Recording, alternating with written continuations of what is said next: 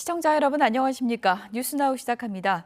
여야 원내대표가 조금 전 우원식 국회의장 주재로 회동을 가졌습니다. 국회 연금개혁특별위원회 구성과 국민연금 보험료율, 소득대체율 인상이 최종 합의한 것으로 보이는데요. 현장 연결해서 합의문 내용 좀 들어보도록 하겠습니다. 지난 22년 21대 국회에서부터 논의를 했고 그 논의 과정은 국민들이 정말 지켜보면서 마음도 조아리기도 했고 또 그리고 국민들의 삶에 큰 영향을 미치기 때문에 빨리 개정해라고 하는 요구도 굉장히 높았습니다. 그렇지만 복잡한 이해관계를 잘 반영하느라 여야가 그동안 합의하기가 매우 어려웠고 또 그만큼 진통을 겪었기 때문에 그리고 숙성된 합의를 오늘 마련할 수 있었습니다. 더더군다나 요즘은 이 헌법재판소의 탄핵 심판과 관련해서 재판과 관련해서 아주 큰 갈등 또 긴장이 조성되어 있는 상황임에도 불구하고 정말 여러 날 동안 여야 원내대표를 비롯해서 그리고 수석들, 정책위 의장, 보건복지위원회 위원장과 간사, 여야 간사들이 정말 머리를 맞대고 무릎을 맞대고 지혜를 함께 나누고 때로는 큰 소리도 내기도 했고 그런 과정을 거쳐서 오늘 이 역사적인 합의에 이르렀습니다. 저는 정말 이렇게 긴장이 높고 갈등이 깊은 시기에 국민의 삶을 중심으로 해서 여야가 머리를 맞댄 건 참으로 소중한 우리 소중한 그런 과정이었고 우리 정치사에도 크게 기록될 만한 그런 사안이라고 생각합니다. 그런 점에서 우리 두 분 원내대표님 또 여기 앉아 계신 각 상임위의 간사님, 위원장님들, 수석 또 정책위의장 머리를 맞대주신 여러분들께 진심으로 감사의 말씀드립니다. 저도 국회의장을 하고 여야가 이렇게 함께 서명을 하는 건 처음 있는 일입니다.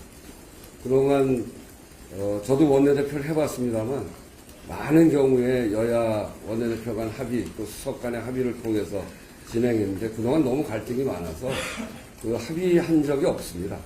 오늘 드디어 국민의 삶과 아주 직결되어 있고 예민한 이해관계를 논하는 또 사회적 합의를 통해서 할 수밖에 없는 이 중요한 일을 함께 서명을 통해서 결정하고 또 국민들께 이렇게 우리 사회에 지금 이런 합의를 발표하게 된 점에 대해서 정말 기쁘게 생각하고요.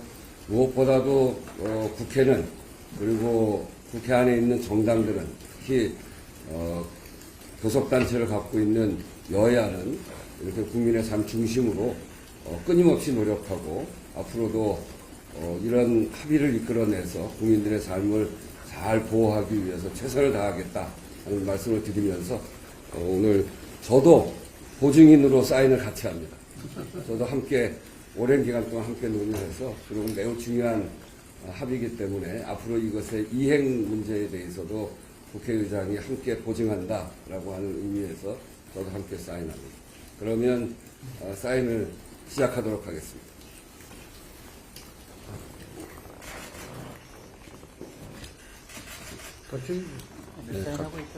같이 나가는 네. 자기 사인을 하면서 우원식 국회의장이 오늘 정치사의 역사적인 날이다 이렇게 표현을 했는데요. 여야가 진통 끝에 연금 개혁에 최종 합의를 했습니다. 지금 서명을 하는 모습을 보고 계십니다. 18년 만에 연금 개혁이기 때문에 상당히 의미 있는 장면이다 이렇게 볼 수 있을 것 같습니다. 네, 탄핵 국면에서 여야가 상당히 갈등을 겪고 공방을 이어가는 과정에서도 오늘 국민 삶에 굉장히 큰 영향을 미칠 수밖에 없는 연금 개혁안에 이렇게 합의를 했습니다. 합의문을 발표하겠습니다. 우리 앞에 합의문이 두 가지로 구성되는데요. 앞에 합의문에 1번, 2번, 그래서 1번은 박찬대 원내대표가 하시고 2번은 권성동 원내대표가 하실 겁니다. 그리고 여기에 부속되는 합의문 별지가 있는데 여기 1번, 2번에 대해서는 여당 간사님께서 하시고 3번, 4번은 야당 간사님께서 발표하실 겁니다. 자, 시작하시죠. 연금개혁 관련 합의문 1. 국민연금 중 모수 개혁을 다음과 같이 합의한다. 1. 연금 보험료율은 기존 9%에서 13%로 26년부터 매년 0.5%씩 8년간 인상하고, 소득 대체율은 기존 40%에서 43%로 26년부터 인상한다. 2. 출산 크레딧, 군 복무 크레딧은 세부 사항은 별지와 같다. 제가 발표하겠습니다. 2. 연금개혁특별위원회를 다음과 같이 설치한다. 특별위원회 위원 정수는 13인으로 하고 더불어민주당 6인, 더불어민주당 6인, 국민의힘 6인, 비교섭단체 1인으로 한다. 위원장은 국민의힘이 맡는다. 활동 기간은 구성일로부터 2025년 12월 31일까지로 하되 필요시 연장할 수 있다. 특별위원회에 법률안 심사권을 부여하되 안건은 여야 합의로 처리한다. 연금 재정의 안정과 노후 소득 보장을 위해 재정 안정화 조치 및 국민 기초, 퇴직, 개인연금 등의 개혁 방안을 논의한다. 다음은 별지. 여기입니다. 합의문 별지 국민연금법 개정 사항에 대해서 말씀드리겠습니다. 안 제3조의 2 지급보장명문안은 제도에 대한 국민 신뢰 제고를 위해 국가가 국민연금의 안정적, 지속적인 지급을 보장하고 필요한 시책을 수립하도록 규정한다. 출산 크레딧 확대는 안 제10조입니다. 현행은 둘째 아부터 자녀 수에 따라 추가 가입 기간을 산입하고 상한은 50개월인데 개정안은 첫째 안은 12개월의 추가 가입 기간을 산입하고 상한 50개월을 폐지한다.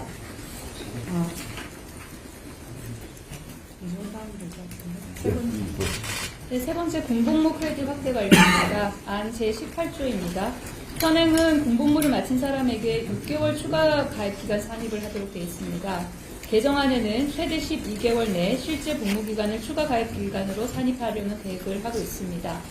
네 번째입니다. 저소득 지역가입자 보험료 지원 확대, 안 제100조의 사항입니다. 현행은 지역가입자가 납부 재개 시에만 12개월 동안 보험료의 50%를 지원하는데 개정안은 지원 대상을 확대합니다. 지원 대상을 저소득 지역가입자 전체로 확대하는 것으로 개정안 내용을 담았습니다. 네. 이 법안은 오늘 보건복지위원회와 법사위원회를 소집해서 처리를 하고 오늘 본회의에서 처리하도록 하겠습니다. 의장님하고 대표님 두 분 합의문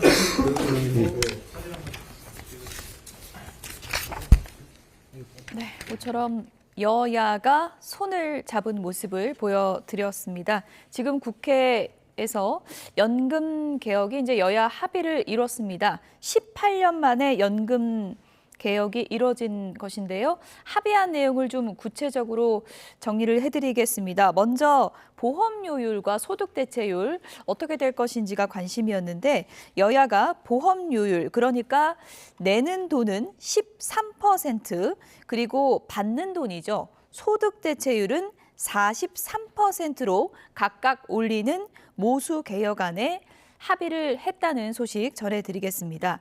그리고 연금특위는 국민의힘, 민주당 이렇게 6명씩, 그리고 비교섭단체 6명, 그리고 위원장은 국민의힘이 맡기로 했다는 내용 전해드렸고요. 그리고 군복무 출산 크레딧을 확대 적용하기로 했다. 이런 합의 내용도 오늘 전해졌습니다. 다시 한번 전해드리겠습니다. 여야가 오늘 연금 개혁안에 이제 합의를 했다는 속보 전해드렸고요. 구체적인 합의 내용도 전해드렸는데요. 더 자세한 내용은 잠시 뒤에 정리해서 전해드리도록 하겠습니다. 네, 이번에는 헌재 앞으로 가보겠습니다. 윤석열 대통령에 대한 탄핵 심판 선고를 앞두고 헌법재판소 주변에서 연일 집회가 이어지고 있는데요. 경찰이 불법 미신고 집회라며 헌재 정문 앞에 있던 윤 대통령 지지 시위대 일부를 강제 해산했습니다. 현장에 취재기자가 나가 있습니다. 유서현 기자. 네, 헌법재판소 앞입니다. 네, 경찰이 시위대를 강제 해산 조치했다고요?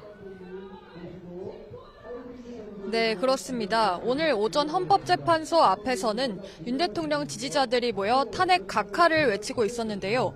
50명 정도가 모여 있었는데 경찰은 오전 9시 10분쯤부터 해산에 돌입했습니다. 헌재 100m 안에서는 1인 시위나 기자회견만 가능한데 경찰은 1인 시위를 넘어선 불법 미신고 집회로 판단했다고 설명했습니다. 경찰은 이 과정에서 일부 시위대가 전봇대나 울타리 등을 잡고 저항하자 강제 해산했습니다. 탄핵 반대 측은 헌재 앞에서 천막과 텐트를 치고 밤샘 농성과 3,000배 투쟁 등을 이어왔습니다. 한편 윤 대통령 탄핵을 찬성하는 집회도 연일 계속되고 있습니다. 탄핵 찬성 측은 광화문 농성장을 중심으로 단식 투쟁과 철야 농성 등 집회를 이어가고 있습니다. 오늘 탄핵에 찬성하는 대학생들은 헌재의 만장일치 파면을 촉구하며 삼보일배 행진을 진행하고 저녁에는 찬성 측 촛불 문화제가 열립니다.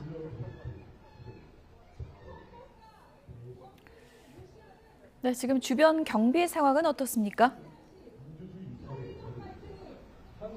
네, 보시는 것처럼 헌재 정문 주변에는 경찰 안전 펜스가 설치됐습니다. 또 경찰은 헌재 주변 안전 관리에 집중하고 있습니다. 경찰은 윤 대통령 탄핵 심판 선고 당일 헌재 일대를 모두 비우는 이른바 진공 상태로 만들겠다는 방침입니다. 또 기동대 연합훈련을 진행하는 등 대비 태세를 갖추고 있습니다. 당일에는 가용한 경찰 인력을 총동원하는 가포 비상을 발령하고 전국의 기동대 338개 부대 2만여 명을 배치해 상황 관리에 나선다는 계획입니다. 지금까지 헌법재판소 앞에서 YTN 유서연입니다. 네, 민주당 의원들이 헌법재판소와 폭력 사태를 규탄하는 기자회견을 열고 있습니다. 앞서 오늘 아침 민주당 의원들이 기자회견 도중에 나라든 날개란에 얼굴을 맞기도 했는데요. 관련해서 어떤 얘기가 나오고 있는지 들어보시겠습니다. 지금 헌재 재판소가 있는 이곳은 제 모교 창덕 여자고등학교 자리입니다. 저는 이곳에서 가장 빛나던 고등학교 시절의 아름다운 추억들을 가지고 있습니다. 그런데 오늘 그 추억들이 테러라는 기억으로 바뀌게 되었습니다. 제가 저희 고등학교가 있는 이 헌재 재판소에서 정치 테러를 당할 줄은 정말 꿈에도 생각하지 못했습니다. 지금도 얼굴이 얼얼합니다. 마음은 더 쓰리고 아픕니다.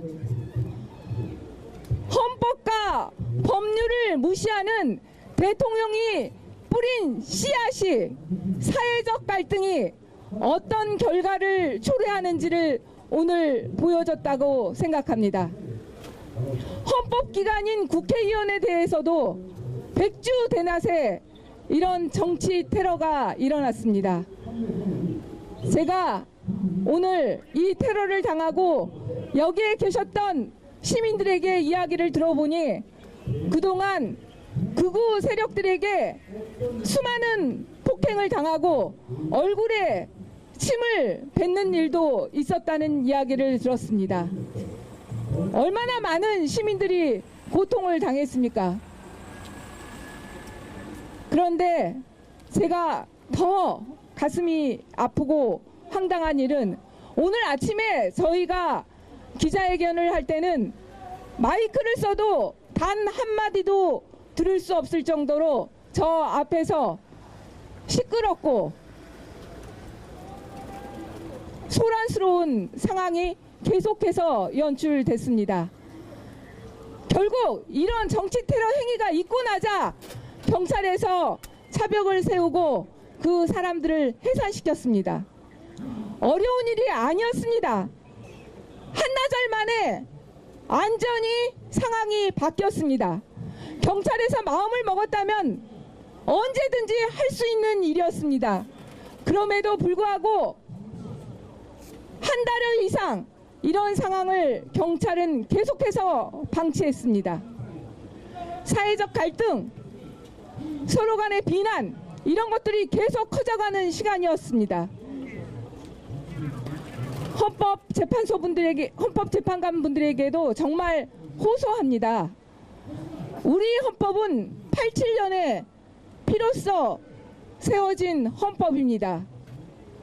그 헌법에는 국회 해산권이 없습니다.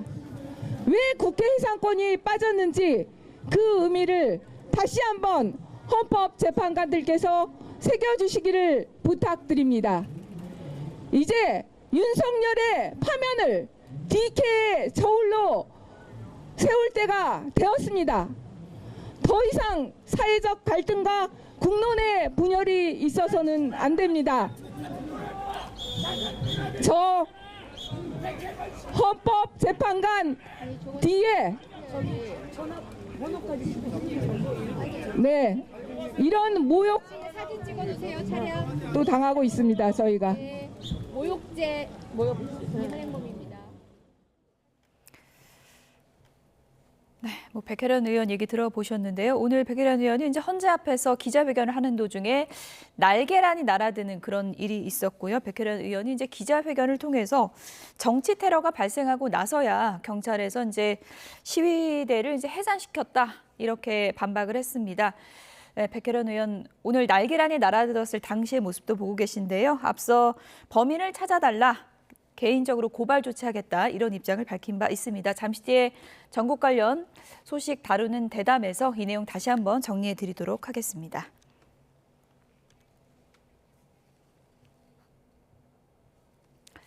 네, 정치 브로커 명태균 씨 관련 의혹을 수사하고 있는 검찰이 오세훈 서울시장에 대한 강제 수사에 들어갔습니다. 오늘 오전부터 시장 집무실 등에 대해서 압수수색이 이루어지고 있습니다. 취재기자 연결해서 내용 들어보겠습니다. 김태원 기자 관련 소식 전해주시죠. 네, 서울중앙지검 명태균 의혹 전담수사팀은 오세훈 서울시장 정치자금법 위반 고발 사건과 관련한 압수수색을 진행하고 있다고 밝혔습니다.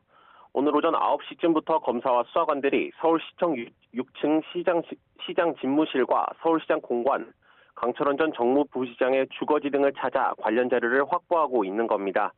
서울시는 이번 압수수색과 관련해 변호사 입회하에 영장 범위를 확인하고 협조 대응하겠다고 밝혔습니다. 검찰은 지난 2021년 서울시장 보궐선거 당시 명 씨가 실질적으로 운영한 여론조사 업체 미래한국연구소가 오 시장 관련 여론조사를 13차례 진행해주고 그 대가로 오 시장의 지인이자 후원자인 사업가 김한정 씨가 여론조사 비용 3,300만 원을 대납해준 것으로 의심하고 있습니다. 오 시장 측은 의혹을 전면 부인하면서 검찰의 빠른 수사를 촉구한다는 입장입니다.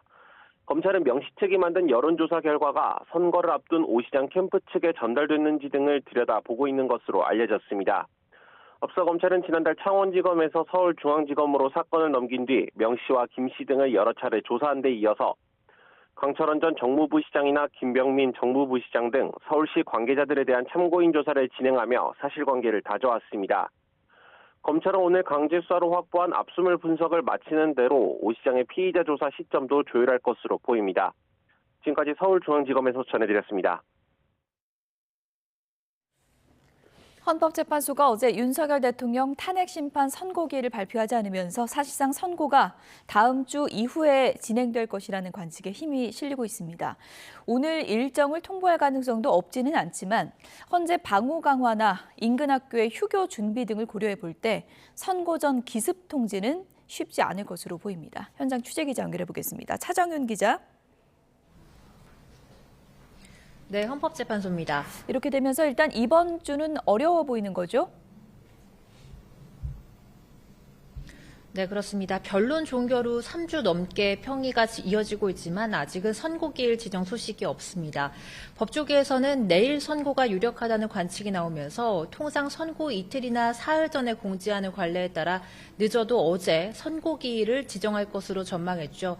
결국 어제에 이어 오늘 오전에도 별도의 공지가 나오지 않으면서 선고가 다음 주나 그 이후로 넘어갈 가능성에 무게가 실리고 있습니다. 물론 오늘 오후 공지할 가능성이 없는 건 아니지만 선고 당일 헌재 청사 방호 강화와 인근 학교 임시 휴업을 위한 준비를 고려하면 기습 통보는 어려울 것으로 보입니다. 이미 윤 대통령 탄핵 심판은 역대 대통령 사건 가운데 최장 심리 기간을 기록했죠. 만약 다음 주에 선고한다면 윤 대통령 탄핵 심판이 헌재에 접수된 지 100일이 넘어가게 됩니다. 네, 변론 종결 이후에 평의가 매일 계속되고 있다곤 하는데 왜 이렇게 선고가 늦어지는 걸까요? 네, 재판관 평의 내용은 철저한 보안에 붙여지는 만큼 심리 장기화 이유를 놓고 여러 가지 해석이 분분합니다. 우선 재판관들 간 견해차가 좁혀지지 않아 갈등이 심한 상황이란 분석이 나옵니다. 일부 핵심 쟁점의 증언이 엇갈리는 부분이 있는 만큼 사실관계 정리부터 두고 다투고 있다는 겁니다. 또 쟁점이 정리가 됐더라도 파면에 이를 정도로 중대한 사안인지 따져봐야 하기 때문에 여기에서 논쟁이 벌어졌을 가능성도 있습니다. 또 전원일치를 향한 진통이라는 시각과 결정문에 들어갈 문구를 세심하게 다듬고 별개 의견이나 보충 의견을 넣을지 협의하고 있다는 해석도 제기됩니다. 다음 주에는 이재명 대표의 2심 선고도 예정이 돼 있어서 이른바 운명의 주가 될 수도 있다, 이런 얘기가 나오고 있죠? 네, 그렇습니다. 다음 주 수요일이죠. 오는 26일에는 이재명 더불어민주당 대표의 공직선거법 위반 사건 2심 선고가 예정되어 있습니다. 지금 나오는 관측대로 다음 주에 윤 대통령 탄핵심판 선고가 진행이 된다면 다음 주는 여야 1인자의 운명이 모두 결정되는 한 주가 될 수 있습니다. 앞서 이 대표는 1심에서 당선 무효형인 징역 1년, 집행유예 2년을 선고받았고요. 항소심에서도 검찰이 징역 2형을 구형한 상태입니다. 지금까지 헌법재판소에서 YTN 차정은입니다. 대통령실은 윤석열 대통령에 대한 헌법재판소의 탄핵 심판 선고가 예상보다 늦어지고 있는 상황에서 차분히 기다리겠다는 기조를 이어가고 있습니다. 대통령실 관계자는 오늘 통화에서 차분하고 담담하게 헌재의 선고를 지켜본다는 입장에 변함이 없다고 말했습니다. 대통령실은 정진석 비서실장 주재 수석비서관 회의와 안보 관련 내부 회의를 열며 비상 상황에 대비하고 있습니다. 다만 헌재가 장고를 거듭하는 게 어느 한쪽에 유리하게 논의가 이루어지는 건 아니라고 받아들이면서도 일단은 긍정적 신호로 해석하는 기류가 감지됩니다. 최상목 대통령 권한대행을 향해서 민주당 이재명 대표가 몸조심하라는 발언을 한 것을 놓고 여당은 파상 공세를 이어가고 있습니다. 민주당은 김건희 여사가 윤 대통령 체포 이후에 경호처에 총을 가지고 다니면 뭐하느냐는 취지로 질책성 발언을 했다는 의혹을 집중 파고들었습니다. 취재기자 연결합니다. 정인용 기자. 네, 국회입니다.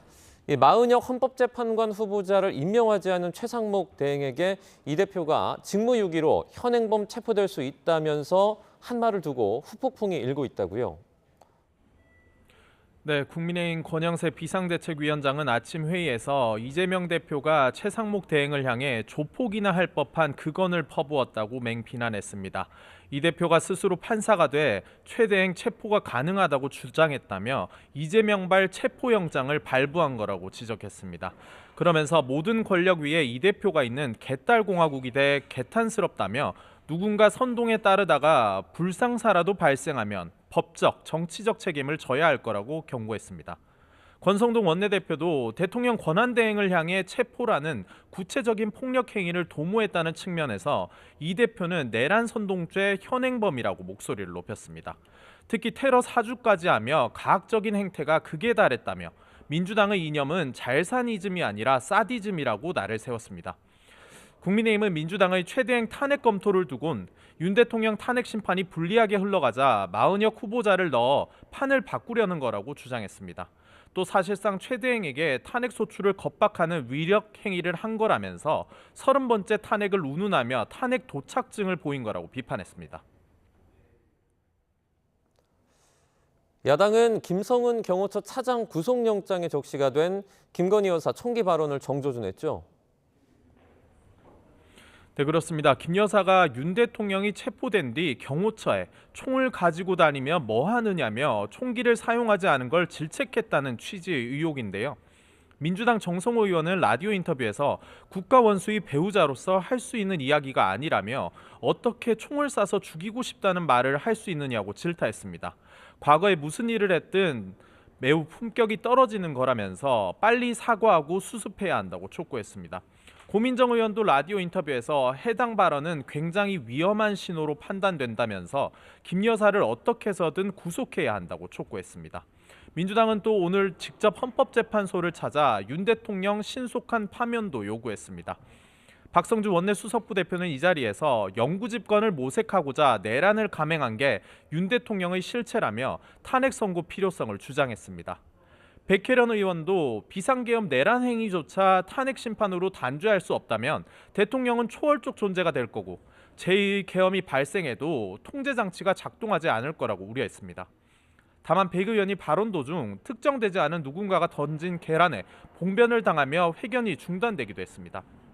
민주당 소속 행정안전위원회 위원들은 이를 제대로 관리하지 않은 경찰에 항의하기 위해 오후 경찰청을 방문하기로 했습니다. 지금까지 국회에서 YTN 정인용입니다.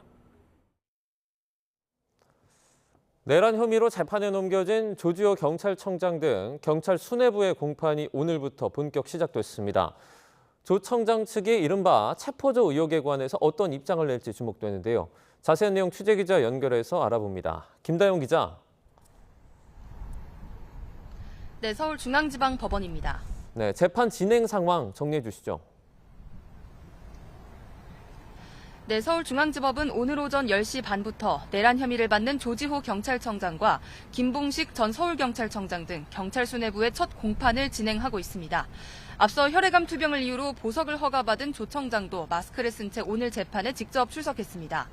재판부는 오늘 윤승영 전 경찰청 국가수사본부 수사기획조정관과 목현태 전 국회 경비대장 사건도 병합해서 함께 심리하기로 결정했습니다. 검찰의 모두 진술이 오늘 재판의 첫 순서였는데요. 검찰은 윤석열 대통령이 비상계엄 선포 전인 지난해 12월 3일 저녁 7시 20분쯤 안가에서 조 청장과 김봉식 전 서울청장 등을 만나 비상계엄을 선포할 예정이라고 알리며 국회 통제를 지시했다고 밝혔습니다.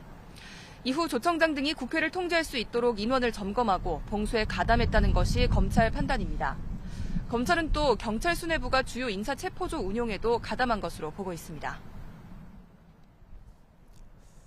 조지호 청장의 체포조 의혹 그리고 국회 봉쇄 의혹에 대해서 어떤 입장을 낼지 관심이죠. 네, 조지호 경찰청장은 윤석열 대통령의 주요 인사 체포와 국회 봉쇄 지시 의혹을 밝힐 핵심 인물입니다. 그러나 두 차례 부름 끝에 탄핵 심판 증인으로 나선 조 청장은 자신이 형사재판을 받는 피고인 신분이라며 말을 아꼈는데요. 다만 윤 대통령 등이 국회 통제를 지시했다는 검찰 진술 자체에 대해선 부인하지 않았습니다.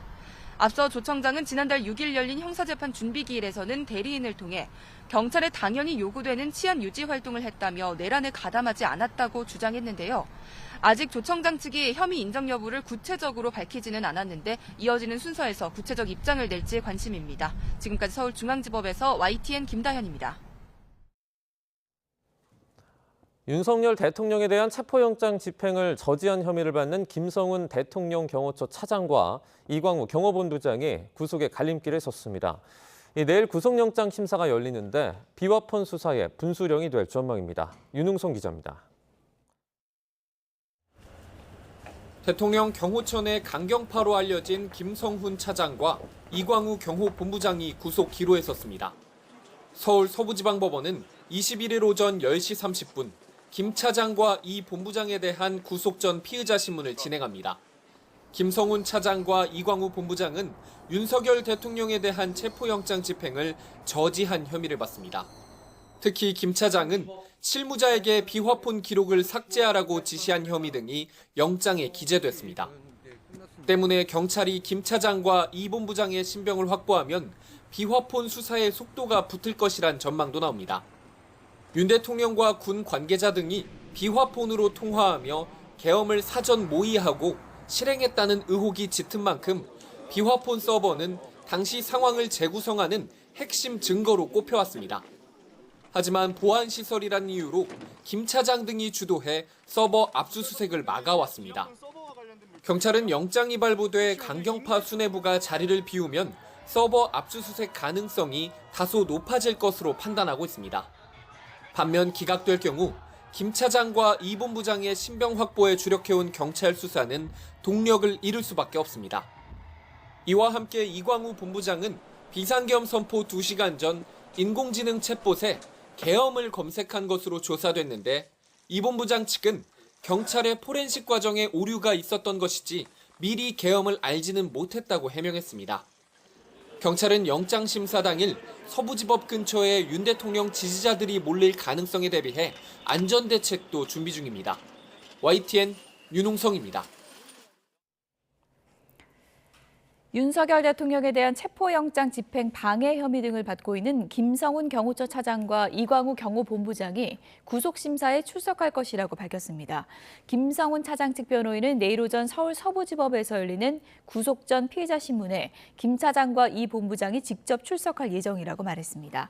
앞서 윤 대통령이 구속 취소되면서 김 차장 등이 경호 업무를 이유로 신문기일 변경 등을 요청할 수 있다는 관측이 나오기도 했습니다.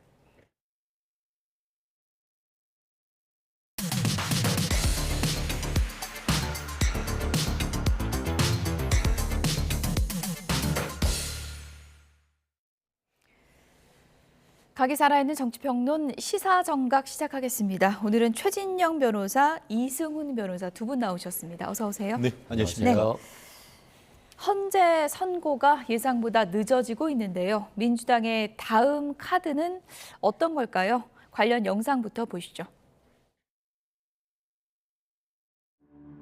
최상목 부총리가 앞장서서 헌정 질서를 유린하는 모순적 상황이 연일 벌어지고 있습니다. 참을 만큼 참았고 기다릴 만큼 기다렸습니다. 하지만 예상을 깨고 윤 대통령 탄핵 심판 선고는 이번 주도 넘길 가능성이 커졌습니다. 특히 이재명 대표는 아예 최대행을 직무유기 현행범으로 규정하며 체포가 가능하다고 날을 세웠습니다. 직무유기 현행범으로 체포할 수 있기 때문에 몸조심하기 바랍니다. IS와 같은 테러리스트가 한 말이 아닌지 잠시 착각했습니다. 불법 테러 선동입니다. 특히 최상목 부총리는 역대 3번째로 많은 거부권을 행사하는 진기록을 세우며 윤석열 아바테라는 사실을 축하드려야 될까요?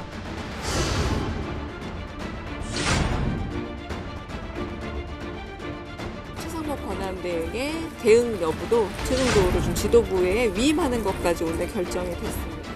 몸 조심하기 바랍니다. 불법 테러 선동입니다.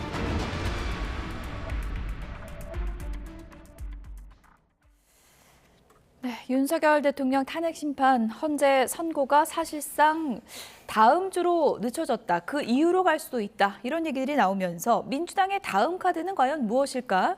이런 궁금증이 커지고 있는데 다음 카드는 또 한 번 탄핵 카드입니까? 어떻게 보십니까? 일단 최상목 권한 대행이 분명히 헌법재판관의 위헌 결정이 났음에도 불구하고 임명하지 않은 것은 탄핵 사유가 되고요. 탄핵으로서 충분히 인용될 가능성이 높다라고 생각은 됩니다. 예. 다만 이제 탄핵 소추가 될 경우에는 이주호 교육부 총리가 대신 맡아야 되는 거잖아요. 그러면 국정이 불안할 수밖에 없는 거고요. 또 곧 있으면 조만간 또 한덕수 총리 권한 대행이 복귀할 수도 있어요. 그렇기 때문에 결과적으로 실익이 없는 상태에서 국민들이 불안해지는 요소가 되기 때문에 결국에서는 지금 윤석열 대통령에 대한 탄핵 국면에서 결코 민주당이 유리하지 않다라고 생각되고요. 그래서 결국 선택할 수 없는 카드가 아닌가 싶습니다. 박찬대 원내대표가 근데 데드라인도 걸지 않았습니까? 어제가 데드라인이었는데. 그렇죠. 박찬대 원내대표가 실은 더 이상 참을 만큼 참았다. 저는 그 분노가 충분히 이해된다고 생각해요. 여야 합치가 없다라고 해서 임명하지 않고 헌재 만장일치 위헌 판결이 났음에도 불구하고 임명하지 않잖아요. 참을 수 없는 건 맞는데 문제는 지금 윤석열 대통령이 만들어 놓은 이 사태가 너무 심각한 사태여서 그런 국정 불안적인 상황들을 감수하고서도 탄핵 소추 카드를 들 수 있냐에 대해서는 저는 부정적이고 또 개인적으로는 하지 않는 게 좋겠다 이런 생각이 듭니다. 이승훈 변호사 개인적으로는 꺼내면 안 되는 카드라고 생각한다 이런 말씀이신데 어쨌든 지금 최상목 대행에 대해서 직무유기 혐의로 또 고발하겠다는 거잖아요. 여기서 직무유기 혐의가 좀 적용될 수 있습니까? 개인적으로 어떻게 보세요?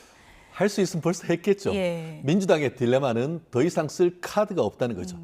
제도권 정당에서 쓸 수 있는 모든 카드를 썼음에도 불구하고 더 이상 카드가 없을 때 하는 것이 장외투쟁 아니겠습니까? 천막 당사해놓고 지금 막말을 하고 있다는 것은 스스로 더 이상의 카드가 없다는 것을 간접적으로 자인하는 거나 마찬가지인데요. 앵커께서 질문하신 것처럼 직무유기가 성립된다고 하면 벌써 공수처에 고소 고발했겠죠. 아시다시피 형법상 직무유기라는 것은 공무원이 정당한 이유 없이 그 직무를 유기하거나 아니면 방기하는 것을 얘기를 합니다. 근데 이 사안 같은 경우에 정당한 이유가 충분히 있죠. 왜냐하면은 본인이 이제 직무 권한 대행의 대행이기 때문에 앞에 있는 대통령 내지는 한덕수 국무총리 권한 대행이 돌아오면은 그분들이 하면 되는 것이지 내가 굳이 해야 되느냐 하는 그런 부분에 대한 그 점 하나. 나아가 가장 중요한 부분이 지금 최상목 권한 대행은 이재명 대표가 얘기하듯 그냥 부총리가 아닙니다. 대통령 권한 대행으로서 현재의 대한민국 대통령 국가 원수입니다. 그렇다고 하면 헌법에 어떻게 돼 있죠? 재직 중에 대통령은 내란 외환죄 외에는 소추당하지 않는다고 했습니다. 말씀드린 것처럼 직무유기는 아예 성립이 안 됩니다. 백보 양보, 만보 양보해가지고 성립된다 하더라도 그것으로 해서 수사도 받지 않고 그것으로 해서 체포 구속될 턱이 없습니다. 그걸 가장 잘 아는 법조인 출신 이재명 대표가 그런 식으로 했다는 것은 사실상 자기들 지지자들한테 최상목 권한 대행에서 뭔가를 조치를 하라는 그런 지령으로 읽힐 수도 있는 그런 부분이기 때문에 정말 다급하거나 정말 다른 카드가 없구나라고 거꾸로 읽히는 것 같습니다. 탄핵 카드도 엄포용이라고 보세요? 그렇죠. 할 수 있으면 벌써 했겠죠.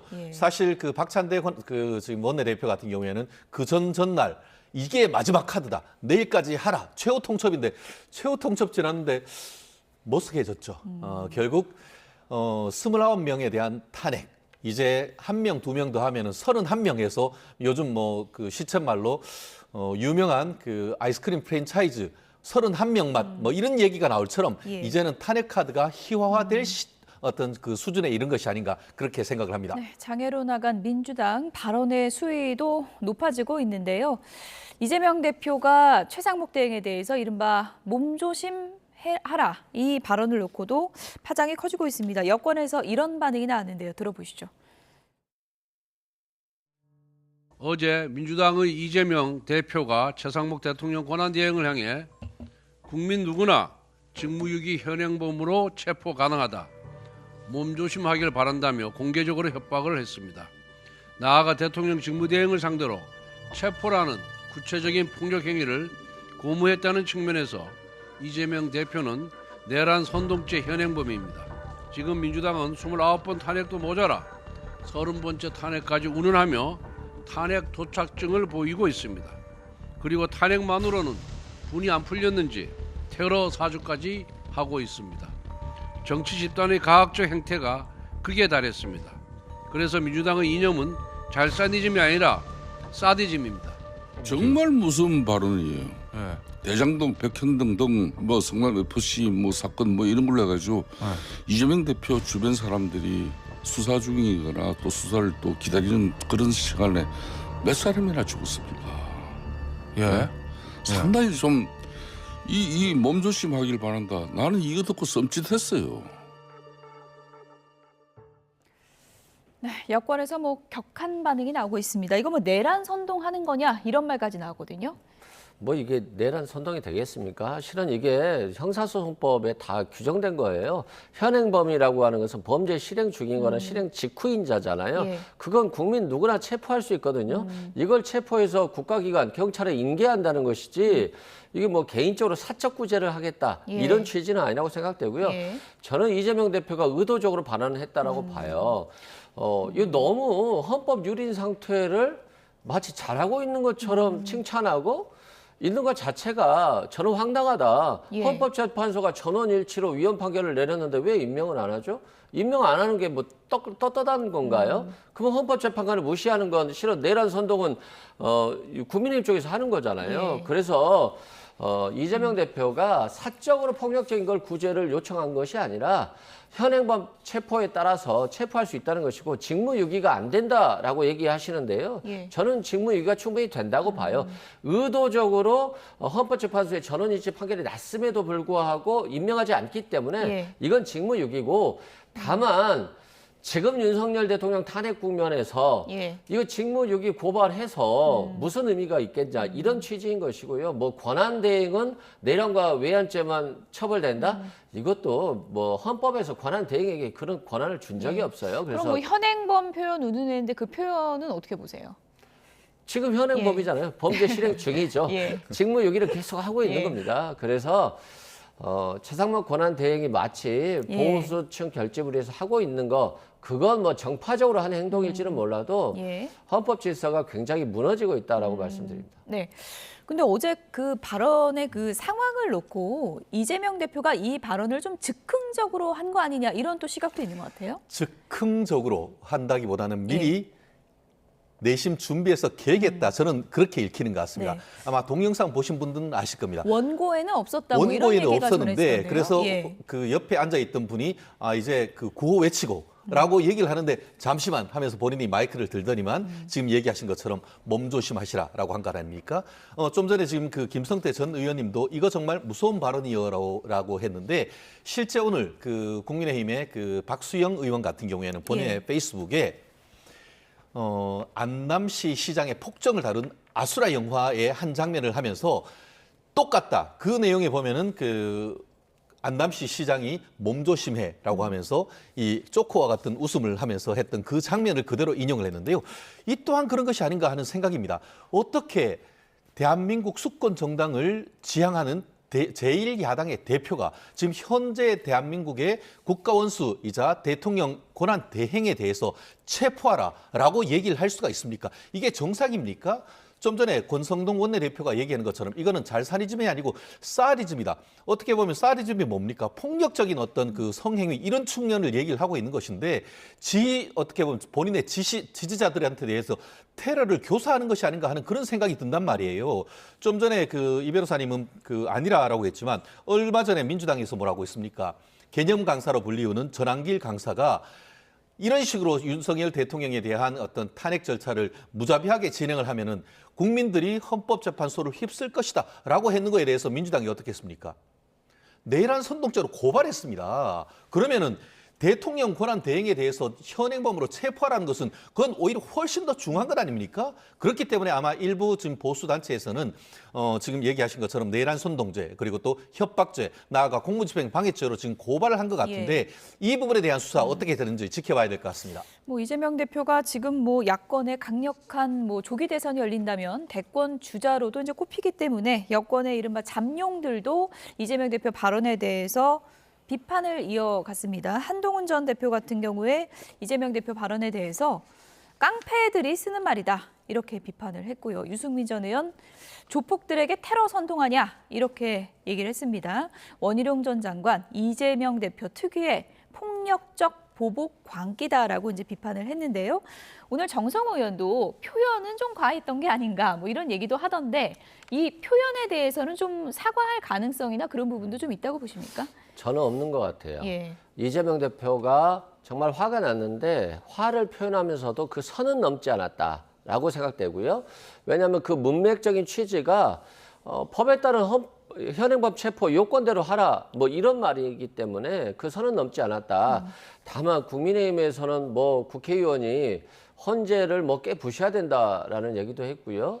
또 문정배 재판관에 대해서 김영현 전 장관 같은 경우 뭐 처단해야 된다 이런 표현까지도 쓰고 있어요. 예. 그래서 상대가 굉장하게 과격하게 나오는데 여기에 대해서 그냥 가만히 있으면 목소리 큰 사람이 이긴다 이런 얘기가 있잖아요. 예. 그래서 이재명 대표가 좀 강력하게 메시지를 낸 것 같고 헌법재판 선고가 지연되는 것도 민주당이라든가 민주진영의 지지자들이 헌법재판소를 믿고 기다려줬는데 상대 진영이 너무 과격하게 나오니까 예. 헌법재판관들도 위축됐을 수 있거든요.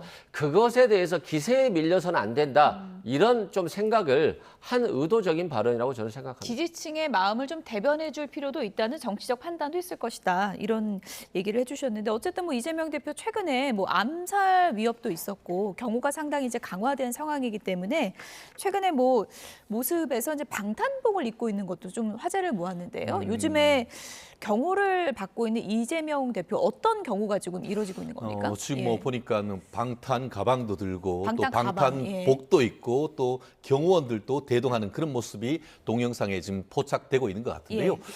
정치인에 대해서 특히 이런 위협이 있다고 하면 있어서는 안 된다고 생각합니다. 지난 총선 과정에서도 부산 가덕도에 갔을 때 이재명 대표가 테러를 당한 그런 정도 있기 때문에 아마 민주당으로서는 굉장히 어떻게 조심스러운 것은 충분히 이해를 합니다. 하지만 지금 민주당에서 얘기하는 것처럼 분명히 그런 협박 위험, 특히 707 특공연한 출신들이 러시아제 총을 이런 운운을 얘기를 하는데 기자들이 물었습니다. 경찰에 혹시 민주당에서 이런 것과 관련된 수사 의뢰가 왔는 것이 있나요? 물었더니만 지금까지 그런 것이 접수된 사실이 없습니다라고 확인해 보도를 제가 봤습니다. 그러니까 이 부분에 대해서 과연 정말 그런 어떤 협박이 있었는지에 대한 지금 의문이 제기된다라는 얘기를 하고 있는데요. 지금 말씀드린 것처럼 내부적으로 이제 방탄복 입는 거 충분히 가능합니다. 그런데 그 부분에 있어가지고 본인은 방탄복을 입으면서 최상목 권한 대행에 대해서 몸조심하라는 것은 도대체 무엇인지 제가 들어오기 직전에 지금 한 글을 봤더니만 민주당 당원이자 문재인 정부에서 행정관을 했던 분이 민주당을 탈당합니다 하고 하면서 페이스북에 글을 올린 것이 있습니다. 그게 바로 그건 거예요.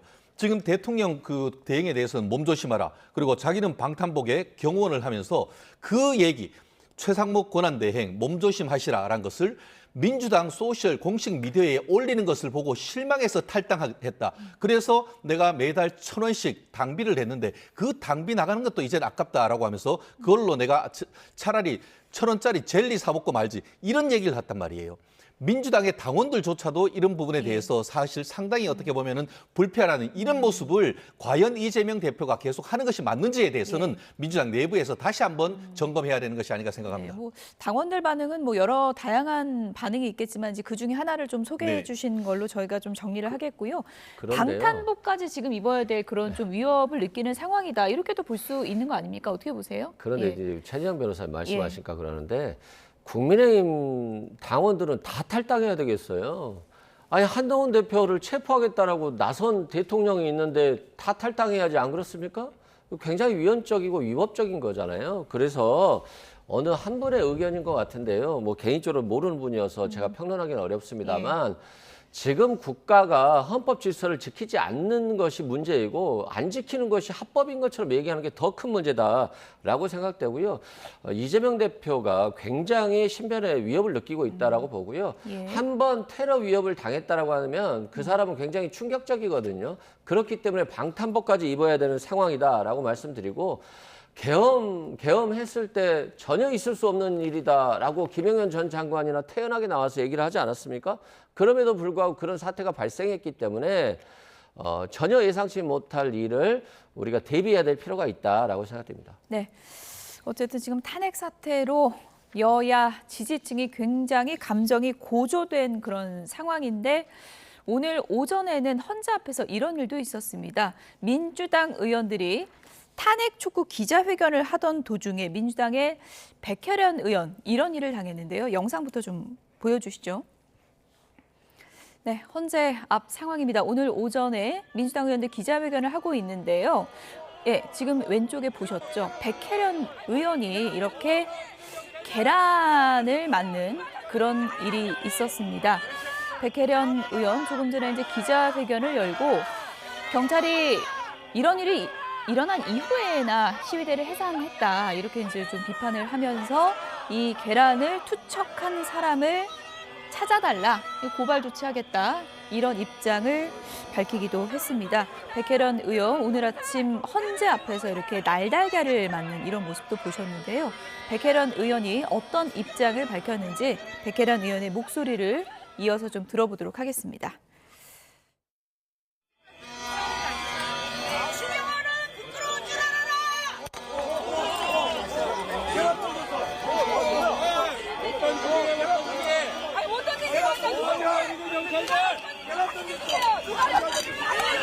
계란 던졌어. 맞았어. 의원님 맞았어. 솔직히 정말 개인적으로 너무 아픕니다. 이게 가까이에서 맞았으면은 괜찮을지 모르는데 이거는 찐계란인가요? 혹시? 찐계란이 그러니까 계란이 터지는 건 괜찮은데 이 찐계란에서 너무 아파요, 제가. 이거는 정말 민주주의 사회에서 있어서는 안 되는 일이라고 생각합니다. 반드시 범인을 찾아주시기를 경찰들에게도 당부드리고요. 저도 개인적으로 고발 조치하도록 하겠습니다. 네, 일단은 절대 일어나서는 안 될 일이 일어났습니다. 뭐 의사표시는 할 수 있지만 저렇게 이제 계란을 던지고 이렇게 하는 거는 적절한 행동은 아닌데 백혜련 의원이 오늘 이제 경찰에 대해서 조금은 좀 불만을 표시한 것 같거든요. 이 상황을 좀 어떻게 보셨어요? 아마 이제 백혜련 의원 같은 경우는 본인이 폭행의 당사자잖아요. 그러니까 좀 충격을 받은 것 같고 또 우리가 시위 항의 표시로 삶은 계란이 아닌 그냥 날계란을 던지는 경우는 있지만 또 삶은 계란이었기 때문에 여성 입장에서 보면 얼굴을 맞았을 때 굉장히 좀 충격이 컸을 것 같고요. 찐계란 여부는 저희가 이게 공식적으로 확인한 건 아니고요. 네네. 백혜련 의원이 찐계란인지 확인해달라 이렇게 얘기를 한 겁니다. 네네. 예. 그래서 굉장히 아무튼 뭐 저런 폭력적인 사태는 있지 않아야 되는데 예. 그럼에도 불구하고 민주당의 의원들도 집회를 하듯이 그 반대편의 집회도 보장해줘야 되는 것이 민주주의거든요. 그렇기 때문에 말리지 않은 것 자체, 민주주의적인 집회를 못하게 하지 않는 것, 그건 이제 어쩔 수 없는 거지만 예. 지금 폭력적인 사태가 너무 가중되고 있기 때문에 경찰들이 정말 만반의 준비를 하고 항상 대기 상태로서 좀 집중을 통해서 예. 저는 폭력적인 행위들이 재발하지 않도록 노력해야 되겠다 이런 생각이 듭니다. 네, 뭐 백혜련 의원이 이거 찐계란인지 확인해달라 이런 얘기를 했기 때문에 제가 좀 질문을 드리면 이게 어떻게든지 폭행에 이제 해당이 되는 건데 찐계란인 경우와 날계란인 경우 구분해서 이게 볼 수 있는 거예요? 어떻게 봐야 됩니까? 기본적으로 신체에 예. 어떻게 보면 맞았고 뭐 멍이 든다 이러면 단순한 폭행을 넘어서 상해죄가 예. 될 수는 있는데요. 예. 특히 백혜련 의원 같은 경우에는 검사 출신입니다. 그러다 보니까 본인이 형사 사건이나 이런 부분을 많이 했기 때문에 아마 잠시 법조인으로 돌아와서 저런 어떤 반응을 보인가 아닌가 예. 싶은데요. 저 또한 동일한 의견입니다. 폭행이나 이런 부분이 있어서는 안 되는 건데요. 지금 뭐 본인은 뭐 찐계란 뭐 이렇게 얘기를 하고 있습니다만 지금 그림에 봤을 때는 날계란이고 날계란이 어떻게 보면 몸에 부딪히자마자 이렇게 깨진 그런 모습을 보이는 것 같습니다. 밑에 좀 떨어진 계란도 하나 보여가지고 하나 보였는데 그건 좀 아마 그런 확인해봐야 될 것 부분과 같아요. 다른데 예. 결국 수사를 통해서 확인하는 건 맞습니다. 예. 다만 정치인은 또 그 상황 속에서 어떻게 반응하는 것도 굉장히 중요한 것 같습니다. 제가 오늘 오전에 또 이것 관련해서 받은 글이 있는데 노무현 전 대통령 같은 경우에는 계란을 맞아서 일이 풀리면 어디라도 가서 맞겠다라고 했었고 이낙연 전 민주당 대표는 처벌하지 말아달라 이런 얘기를 했었고 더불어서 이회창 전 대권 후보 같은 경우에는 서문시장에서 계란으로 마사지했다 이런 얘기도 하는 것 같습니다. 저와 같은 것이 감정적으로는 충분히 그럴 수 있습니다만 조금 더 대범한 모습을 보였다고 하면은 백혜련 의원이 조금 더 돋보일 수 있었을 텐데 하는 그런 아쉬움도 있는데요. 예. 어쨌든 본인 의사가 가해자, 범인이라고 했습니다. 범인을 색출해달라라고 예. 했으니까 수사하는 것은 당연한 수순으로 봅니다. 예. 그러니까 단순한 정치적 의사표시라고 보기는 어렵다. 백혜련 의원은 이렇게 이제 판단은 하고 있는 것 같은데 정치인들에게 이제 계란 던지고 뭐 밀가루도 던지고 이런 모습은 이제 많이 본 장면이긴 한데 던진 사람 찾아달라. 이건 어떻게 보세요? 말씀 안 하셨어도 당연히 찾았겠죠. 그런 측면에서 뭐 중요한 얘기는 아닌데 예. 다만 우리가 피해자에게 왜 더 멋진 모습을 보여주지라고 하는 것 자체는 굉장히 좋지 않은 발언이라고 예. 생각되고요.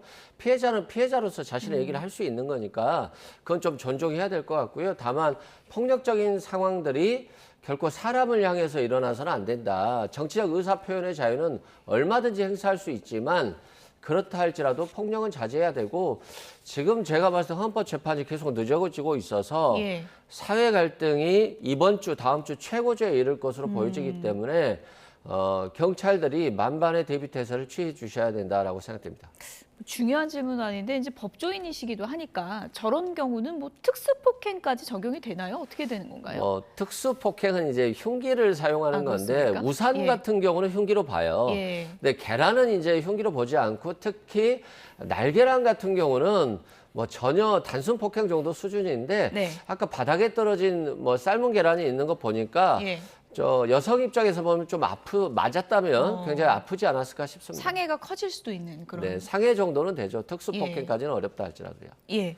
어쨌든 지금 뭐 경찰이 전담팀까지 꾸려서 수사를 하고 있다고 하니까 추후 수사가 어떻게 이뤄지고 있는지 보겠습니다. 오늘 뭐 계란 투척이 하나의 좀 상징적인 장면입니다. 지금 헌재 선고가 늦어지면서 지지층들 양측 모두 상당히 좀 신경이 고조돼 있는 그런 상황인데 홍준표 대구시장도 이번 탄핵 선고 결과를 뭐 이렇게 예측하면서 결과가 어떻든지 참 걱정된다 이런 발언을 하기도 했습니다. 들어보시죠. 탄핵이 되기가 어려울 것 같습니다. 헌재에서 합의 안 될 거예요. 대통령이 구치소에 계속 있었으면 탄핵이 됐습니다. 근데 대통령이 석방이 돼버렸기 때문에 지금 헌재 구조가 4대 4입니다.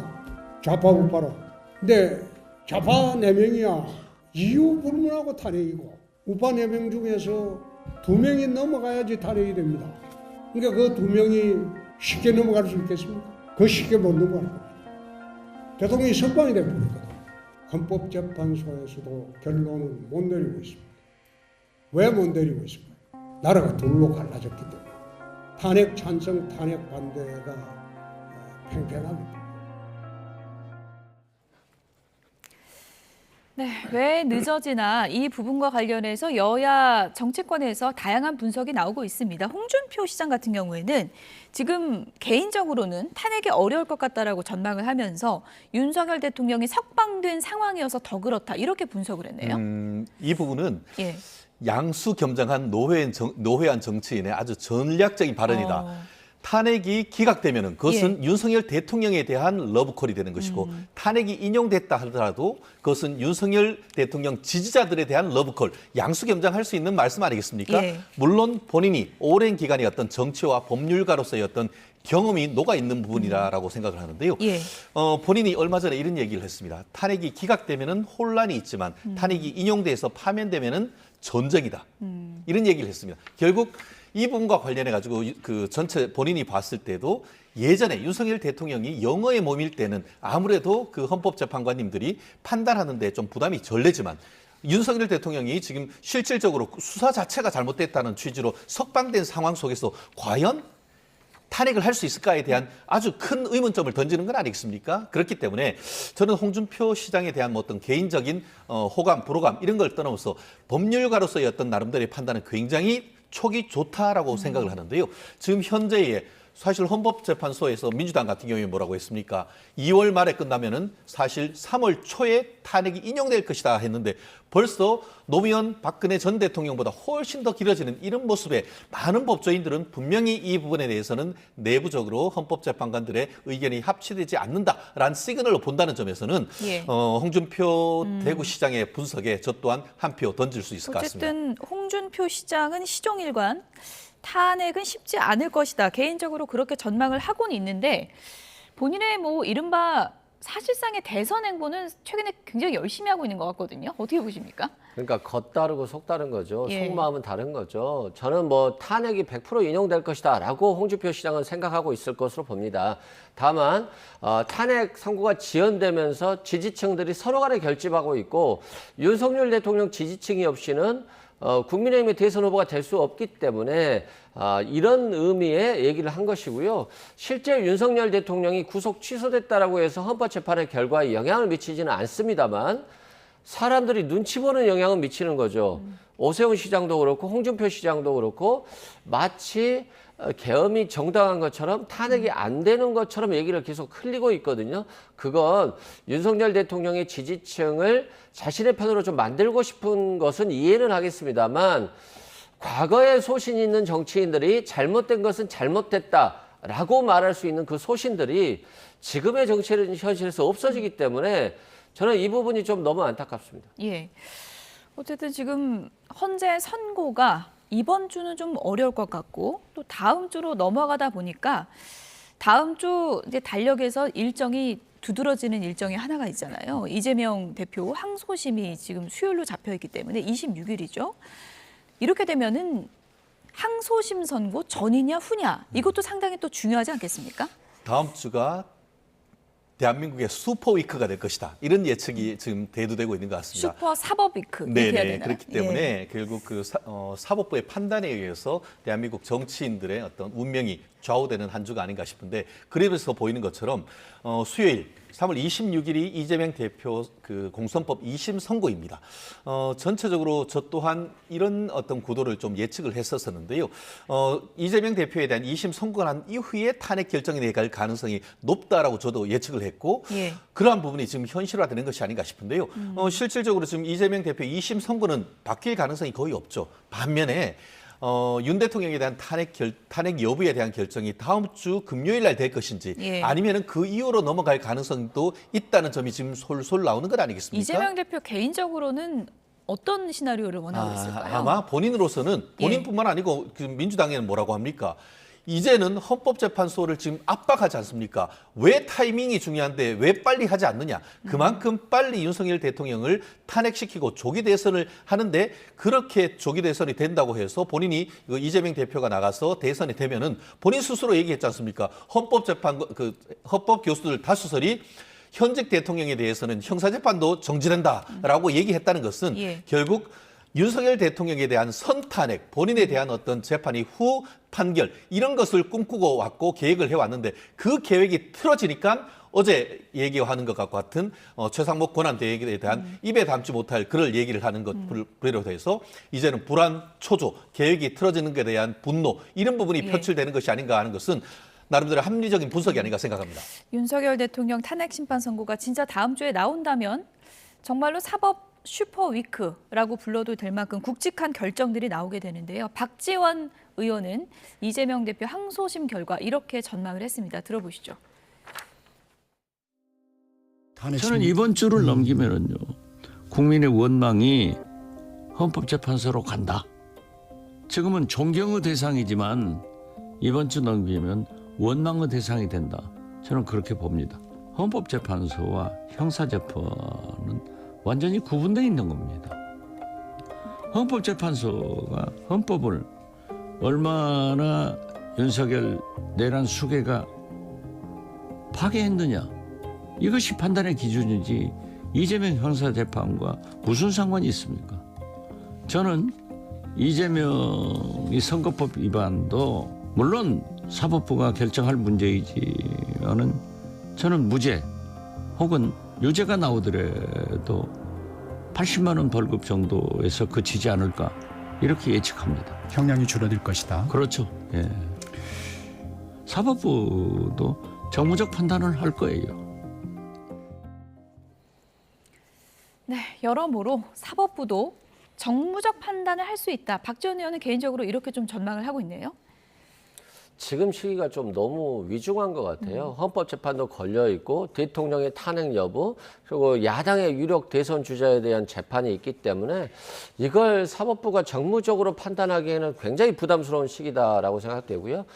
또한 이게 허위사실 공표 부분인데 김문기 씨를 모른다, 뭐 국토부의 압박을 받았다 또는 협박을 받았다 이 정도의 수준이기 때문에 저는 충분히 무죄 가능성이 있다라고 보고요. 형법은 피고인을 처벌하는 것이기 때문에 굉장히 축소해서 해석하는 것이 맞습니다. 그래서 무죄 가능성이 충분히 있고 또 벌금에 있어서도 100만 원 이하를 선고할 것이냐 100만 원 이상을 선고할 것이냐에 대한 고민은 좀 사법부가 지금도 하고 있을 것으로 보입니다. 다만 집행유예 부분은 1심에서 너무 과도한 형량이었기 때문에 이 부분은 분명히 취소 파기될 것이다라고 보고 있고요. 결국 다음 주가 슈퍼위크가 될 것이라는 부분에 대해서는 저도 동감합니다. 네, 슈퍼위크 여야가 바라는 결과는 다를 텐데 항소심에서 큰 변수가 생길 가능성 어느 정도 보세요? 변경될 가능성이 있죠. 올려치기 할 가능성. 오히려 올려치기 될 가능성이 좀 높다라고 보는데요. 박지원 의원 같은 경우에 정치 구단일지는 모르겠습니다만 법률에 대해서는 바둑의 가장 하수인 30급도 못 된다. 저는 그렇게 생각합니다. 저는 대법원 양형위원회로서 그 전문위원으로서 공선법 그 스케일도 만들었던데 직접 그 참여를 했던 사람입니다. 그랬기 때문에 1심 판결 선고되기 전에 이것은 벌금 사안이 아니고 징역이나 집행유예 사안이다라고 예측을 했고 정확하게 맞췄습니다. 근데 이번 사안 같은 경우에 1심에서 일부 무죄가 나왔습니다. 김문기 도시개발청 처장을 모른다라고 했던 부분인데 그 부분에 대해서 법원이 공소장 변경을 요청을 했고 검찰이 그 부분을 좀 더 다듬어서 공소장 변경을 신청을 하니까 법원이 인용을 했습니다. 그렇다가 했을 경우에는 뭐냐면은 1심에서 일부 무죄 왔던 두 부분이 오히려 유죄될 가능성이 있고 그렇게 되면은 혹을 때려다가 붙일 가능성이 있기 때문에 1심에 있는 것보다 올라갈 가능성이 훨씬 더 크지 그것도 벌금으로 내려갈 가능성은 현저히 낮다. 저는 그렇게 예측합니다. 법적인 고수인 두 분이 너무 엇갈린 전망을 해주시니까 들으시는 분들이 알아서 이제 판단을 해주실 거라 믿고요. 끝으로 두 분께 이 질문을 좀 드리면서 마무리를 해보도록 하겠습니다. 김건희 여사가 윤석열 대통령 체포영장 집행 뒤에 총기 사용 관련 발언을 언급했다라는 이제 보도가 나왔는데 대통령실에서는 이제 사실 무근이다 이런 입장이거든요. 그건 어떻게 보세요? 사실 무근이라고 하지만 강력하게 주장하지 못하잖아요. 그리고 아마도 이게 공소장에 쓰여 있다라고 하는 것은 김신 가족부장에게 김건희 여사가 아니 총이 있는데 총도 못 쏠 거면 총을 왜 갖고 다니느냐라고 하면서 질책한 것이거든요. 윤석열 대통령에 대한 체포를 막지 못했다. 라고 하는 것이고 그 당시에 보고서가 쓰여졌는데 그 보고서가 압수수색을 통해서 밝혀졌을 가능성이 아주 높다. 그런 측면에서 윤석열 대통령도 총기를 얘기했고 김건희 여사도 총기를 얘기했다는 점에서는 헌법 질서가 굉장히 위기에 처해 있고 그래서 헌법재판소에서 탄핵 결정이 신속히 나와야 된다라고 생각됩니다. 사실 저는 이런 피의 사실이 어떻게 누설되어서 언론에 나오는지에 대한 문제를 제기하지 않을 수가 없는 것 같습니다. 조국 전 장관이 어떤 구속되고 뭐 이런 부분에서도 어떻게 보면 수사를 외부에 유출하지 못하도록 됐는데 이 중요한 내용이 어떻게 유출됐는지가 문제고 또 직접 김건희 여사의 말이 녹음되는 것이 아니고 그것을 전하는 내용이 들어왔기 때문에 전문 증거입니다. 그래서 이것이 증거로 쓰일지 여부도 의문이고 백보양보해서 내용을 보면은 체포하기 전에 그랬다는 것이 아니고 이미 체포돼서 윤석열 대통령이 어떻게 보면 체포돼서 가는 그 과정 이후에 어떻게 보면 부인으로서 억울한 심정을 얘기했던 그런 정황이기 때문에 이거를 가지고 비난하는 것은 조금 문제가 있는 것이 아닌가 생각합니다. 네, 어쨌든 뭐 사실 여부는 수사 단계에서 가려질 것으로 보입니다. 지금까지 최진영 변호사, 이승훈 변호사 두 분이었습니다. 고맙습니다.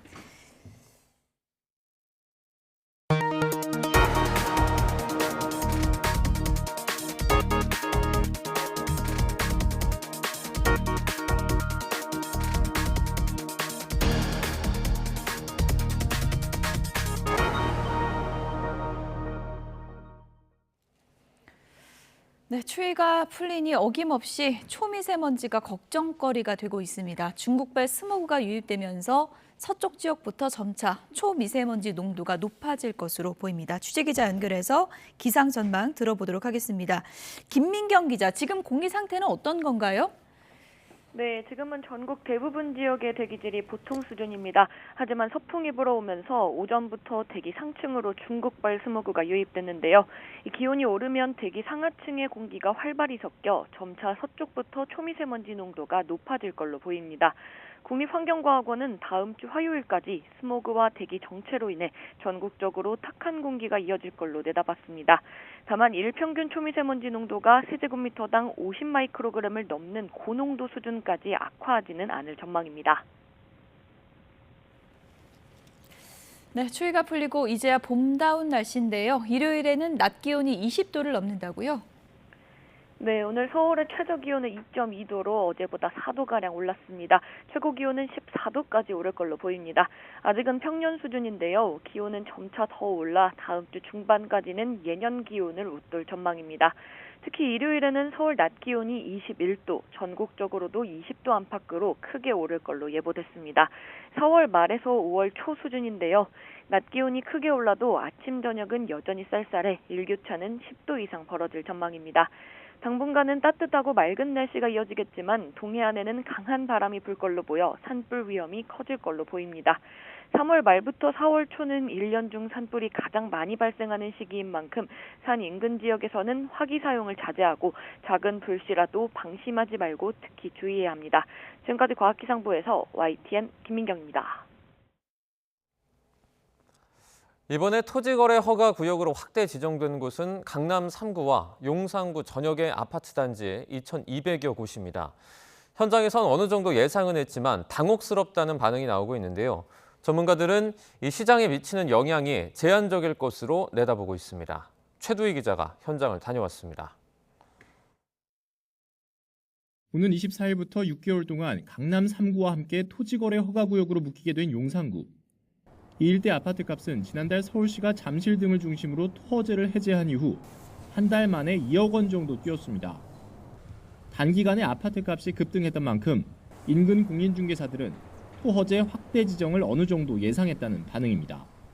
토허제 지정 기간엔 급등세가 주춤해지면서 집값이 조정 국면에 접어들 거란 전망이 많습니다. 거래량도 줄을 거고 보면은 그다음에 가격도 떨어질 테고 마영성 가격이 많이 올랐다 하니까 예상은 어느 정도 해보셨죠. 제가 만나본 주민들은 토지거래 허가구역 지정을 어느 정도 예상했다는 반응이 줄을 이룬 가운데 당분간 거래가 어렵지 않을까 하는 우려도 나옵니다. 토허제로 지정되면 2년의 실거주 의무가 부여되고 전세를 끼고 주택을 매입하는 갭 투자가 제한되기 때문입니다. 묶여서 지정이 되다 보니까 약간 조금 당혹스러운 감은 없지 않아 있어요. 갭으로 살려고 했던 사람들 같은 경우에는 그런 옵션 자체가 아예 없어져 버리니까 집 거래가 그렇게 활발해지지 않을 가능성이 있겠다라는 생각은 좀 듭니다. 전문가들 사이에선 한 달 만에 뒤집힌 오락가락 정책을 두고 날선 비판이 나옵니다. 토허제 확대에 따른 부동산 시장 영향도 제한적일 전망입니다. 단기에 해제와 지정을 반복하는 것은 시장에 그렇게 좋은 영향을 미치기 어렵습니다. 지금은 당장 거래를 억제해서 어느 정도의 가격을 누를 수 있겠지만 언제까지 그렇게 할 수 있는지에 대해서는 강남 3구와 용산은 숨고르기 장세에 돌입하더라도 인근 지역으로 서울 주택 구매 수요가 분산될 가능성도 있습니다. YTN 최두희입니다. 부산경찰청 반부패 경제범죄수사대는 자기 자본이 없이 사들인 오피스텔을 이용해 60억 원이 넘는 전세 사기를 벌인 혐의 등으로 부산시 고위공직자 출신 임대업자 70대 A씨를 구속해 검찰에 넘겼습니다. A씨는 2019년부터 3년여 동안 이른바 갭 투자 방식으로 매입한 오피스텔을 세입자에게 임대하고 전세금을 돌려주지 않는 수법으로 73명에게서 62억 원을 가로챈 혐의를 받습니다. 경찰은 A씨가 임대차 계약서를 위조해 담보 가치를 속이고 금융기관에서 47억여 원을 사기 대출받은 사실도 확인했다며 비슷한 수법을 막기 위한 제도 개선을 금융당국에 건의했다고 설명했습니다. 프로야구 개막을 앞두고 입장권 구하기 열풍이 불고 있습니다. 그러다 보니 표를 구하지 못한 팬심을 울리는 중고거래 사기 역시 최근 기승을 부려 주의가 필요합니다. 홍성욱 기자가 단독 취재했습니다. 겨우내 시즌을 기다린 야구 팬이라면 개막전은 놓칠 수 없는 기회. 하지만 입장권 구하기는 하늘의 별따기입니다. 중고거래 카페에 올라온 개막전 입장권 판매글. 판매자에게 구매 의사를 밝히면 카카오톡 오픈 채팅방으로 초대합니다. 원하는 경기에 좌석을 요구하면 곧바로 잔여 좌석이 있다고 답이 옵니다. 거짓 예매한 화면을 함께 보내 믿게 하고 빨리 입금하지 않으면 다른 사람에게 넘기겠다고 재촉합니다. 야구 티켓만 전문으로 파는 그런 채팅방인 것처럼 꾸며놨고 거기서 이제 고객님 거리면서 이제 본인들이 확보한 좌석을 보내주고 증거 인증해달라고 이제 요청을 하면 그 예매 화면 같은 거를 보내주는데 사기 조직의 판매 계좌를 금융방지 서비스 더치트에 검색해봤습니다. 농협과 카카오톡 계좌 모두 사기 거래 전력이 나옵니다. 누적 피해액은 각각 300여만 원으로 티켓과 전자기기 등 각종 중고거래 사기에 이용됐습니다. 피해자가 곧바로 신고했지만 이미 10건 넘는 피해가 발생한 뒤였습니다. 그 뒤로 이제 제가 중고나라 글도 다 신고하고 이러니까 표를 샀던 사람들이 뭔가 이상하다 싶었대요. 더치트 통해서 저한테 연락이 오더라고요. 글이 다 없어져서 더치트 가보니까 신고 내역이 있어서 다들 막 지금 한 10건 넘게 계속 올라오더라고요. 프로야구 경기뿐 아니라 유명 가수 콘서트부터 전자기기, 심지어 중고차까지 이들의 사기 범위는 점점 넓어지고 수법도 더 치밀해지고 있습니다. 경찰에 신고해도 전국 각지에 흩어진 피해를 취합하는 데만 여러 날이 걸리고 사기 조직 총책이 해외에 있는 경우 수사는 난항을 겪을 수밖에 없습니다. 그렇죠. 바로 인적사항이 확인되는 게 아니기 때문에 사건 이송도 뭐 이게 저 직접 갖다 주는 것도 아니고 해서 시간은 조금 걸릴 겁니다. 하루 평균 발생하는 중고거래 사이트 사기 판매는 줄잡아 약 800여 건. 대책은 굼뜨고 범죄는 갈수록 진화하면서 피해는 오늘도 반복되고 있습니다. YTN 홍석입니다. 최근 특정 계좌를 사용한 중고거래 사이트 사기 판매가 기승을 부려 주의가 요구됩니다. 다수의 제보를 받은 저희 YTN은 피해 예방을 위해 사기 범죄에 사용된 계좌 실명을 그대로 밝힙니다. 사기 거래에 사용된 계좌는 성영유나 김아임, 박한민, 김은미 등의 이름으로 된 농협 계좌입니다. 사기 판매는 조기 매진된 콘서트나 공연, 프로야구 입장권이 주를 이루고 입금을 하면 그대로 잠적을 하거나 입금자명을 잘못 입력했다며 추가 이체를 요구하는 수법을 사용하고 있습니다. YTN이 확인한 피해자는 지금까지 200명이 넘고 전체 피해 금액은 수억 원대로 일부 피해자는 수천만 원의 피해를 본 것으로 드러났습니다. 음주운전과 불법 숙박업 혐의로 재판에 넘겨진 문재인 전 대통령의 딸 다혜 씨에게 징역 1년이 구형됐습니다. 서울 서부지방법원은 오늘 음주운전과 불법 숙박업 혐의를 받는 문다혜 씨에 대한 첫 공판기일을 열었습니다. 이날 재판에서 검찰은 문 씨에게 징역 1년을 선고해달라고 요청하며 사고 당시 문 씨의 혈중 알코올 농도 수치가 높았고 불법으로 숙박업을 하며 1억 3천만 원이 넘는 높은 수익을 냈다고 구형의 이유를 밝혔습니다. 문 씨는 이날 재판에 출석하며 혐의를 인정하느냐 등의 취재진의 질문에 아무런 답변을 하지 않았습니다. 의과대학 총장들이 의대생들의 휴학계를 모두 반려하고 학칙을 엄격히 적용해 유급과 재적 결정을 내리겠다고 발표했습니다. 일부 대학은 더 나아가서 재적에 대비해 편입학 충원까지 검토한 것으로 전해졌습니다. 이문석 기자입니다. 40개 의과대학 총장들이 더는 의대생들의 집단 휴학을 허용하지 않기로 합의했습니다. 정부가 이번 달 말로 의대생 복귀 시한을 정했지만 동맹 휴학을 이어갈 움직임이 보이자 긴급히 회의를 열었습니다. 여기서 총장들은 병역이나 장애로 인한 요양, 임신, 출산, 육아 사유에 해당하지 않는 휴학계를 즉시 반려하기로 했습니다. 그런데도 의대생이 돌아오지 않으면 다른 과 학생들과 마찬가지로 학칙을 엄격히 적용할 방침입니다. 대학별 규정에 따라 이제 유급, 재적 같은 실질적인 조치를 내리겠다는 겁니다. 일부 대학은 의대생 다수가 재적될 가능성에 대비해 편입학 충원도 검토하는 거로 전해졌습니다. 다만 이번 총장회의에서 편입학 사안은 논의 대상이 아니었습니다. 교육부 관계자 역시 대학들이 원래 결혼이 생기면 편입학으로 학생을 충원해온 것은 맞지만 정부가 이를 별도로 언급할 사항은 아니라고 선을 그었습니다. 의대생들은 개별 대학 학생회를 주축으로 대응 방안을 논의 중인 거로 전해졌습니다. 특히 비상대책위 대표는 한 방송에서 의대생들이 원하는 건 제대로 된 의학교육이라며 대학들의 태도 변화를 요구했습니다. 학칙대로 엄정하게 적용한다라고 하면은 저희도 학칙상 적법한 휴학계를 제출했기 때문에 그런 부분들은 좀 인정을 해주시면 좋을 것 같다는 생각 전합니다. 각 대학은 의대생 집단 휴학계 반려를 오는 21일까지 완료하기로 정했습니다. 같은 날 경북대와 고려대를 선두로 대학들의 유급 재적 기준 시점이 시작되면서 이번 주가 의대생 복귀를 가늠하는 분수령이 될 전망입니다. YTN 이문석입니다. 한국의과대학 의학전문대학원협회는 내년도 의대 정원을 증원이 안 된 상태로 지켜낼 것이라며 의대생들을 향해 학업의 자리로 돌아오라고 촉구했습니다. 의대협회는 입장문에서 학생들 요구사항이 완전하게 받아들여지지 않았음을 알고 있지만 휴학이 더 길어질 경우 돌이킬 수 없는 피해가 우려된다며 이같이 밝혔습니다. 이어 전국 40개 대학은 학생들이 양질의 교육을 받을 수 있도록 준비하고 있다며 이 모든 것은 학생들이 학교로 복귀할 때 이루어진다고 강조했습니다. 서울대 의과대학 학장단이 의대 증원에 반발해 집단 휴학한 학생들에게 학교 복귀를 촉구했습니다. 학장단은 복귀하는 학생이 몇 명이든 서울의대가 준비한 교육과정을 흔들림 없이 실행할 것이라며 학생의 자리로 돌아와 달라고 요청했습니다. 다만 블랙리스트 유포나 집단 따돌림 등 불법 행위에는 단호하게 대응할 것이라며 징계 조치 등으로 가해자를 분리할 것이라고 강조했습니다. 연세대학교 의과대학 교수들은 교육부의 의대생 집단 휴학 불허 방침이 정당하지 않다면서 취소하라고 촉구했습니다. 연세대 의과대학 교수 비상대책위원회는 입장문에서 학생들의 정당한 권리 행사인 정상적 일반 휴학을 지지하며 부당한 불이익이 발생하지 않도록 지키겠다고 강조했습니다. 그러면서 교육부가 집단 휴학의 정의도 내리지 못하고 권한 밖의 근거를 내세워 각 대학의 휴학을 승인하지 않도록 강요한 것이라고 주장했습니다. 요즘 하루가 멀다 하고 식음료 가격 인상 소식이 들려오고 있습니다.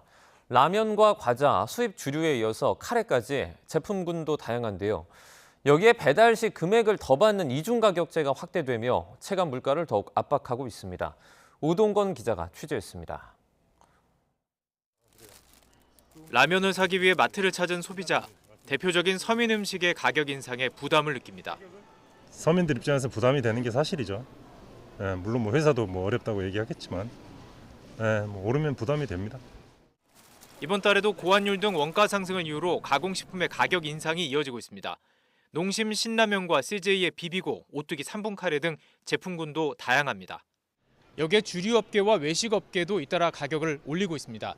수입 맥주와 주류를 중심으로 이번 달부터 이미 가격이 올랐고 외식업체 프랜차이즈가 가격 인상을 속속 발표하고 있습니다.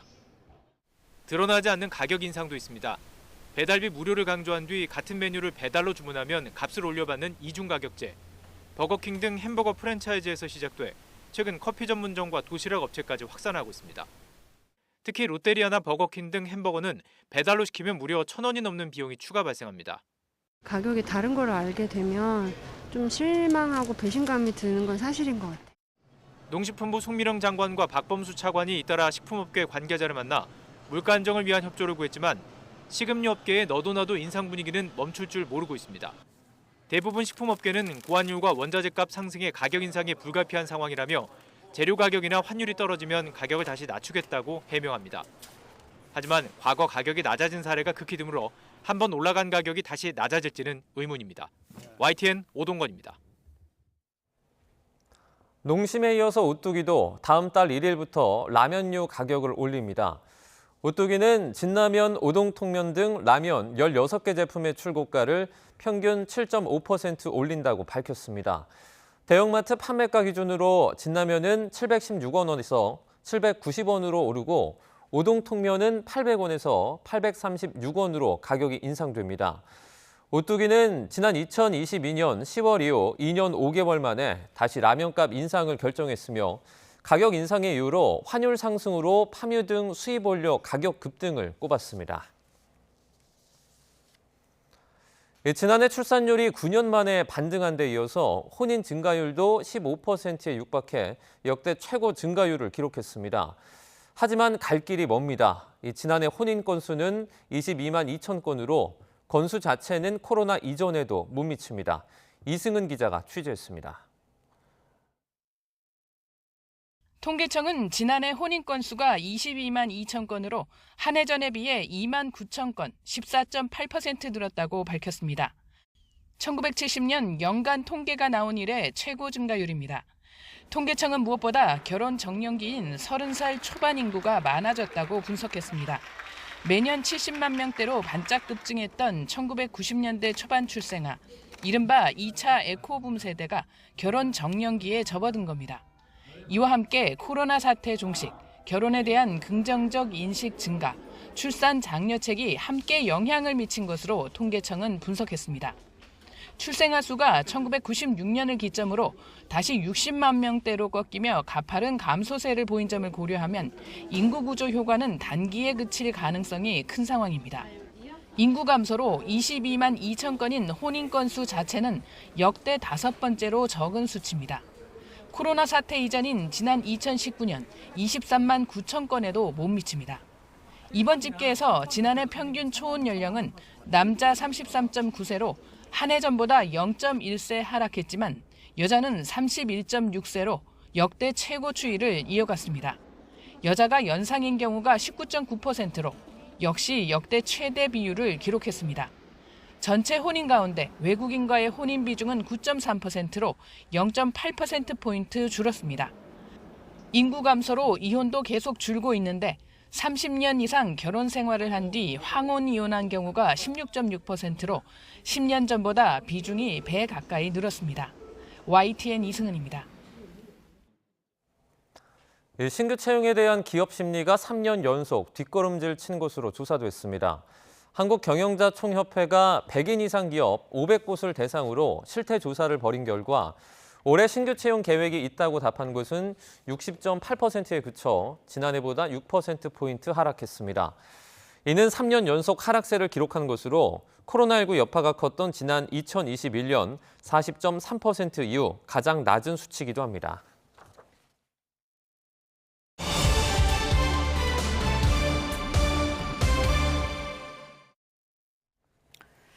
네, 헌법재판소 선고기일 발표가 다음 주나 그 이후로 미뤄질 가능성이 커졌죠.